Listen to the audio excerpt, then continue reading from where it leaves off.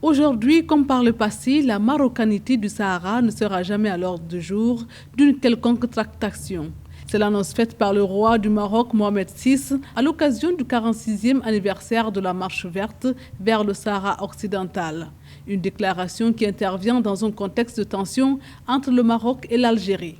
Aujourd'hui, on assiste à quelque chose de très grave, une hyper-dramatisation, une surenchère verbale, et peut-être demain, tout cela va armer les bras des soldats des deux côtés de ces deux pays.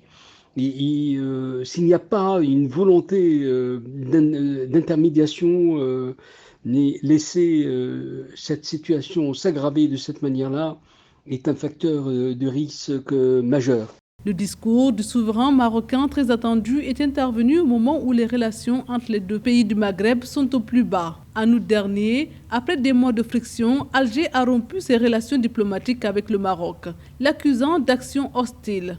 Rabat a regretté une décision complètement injustifiée et depuis, d'autres points d'achoppement se sont rajoutés à ceux existants.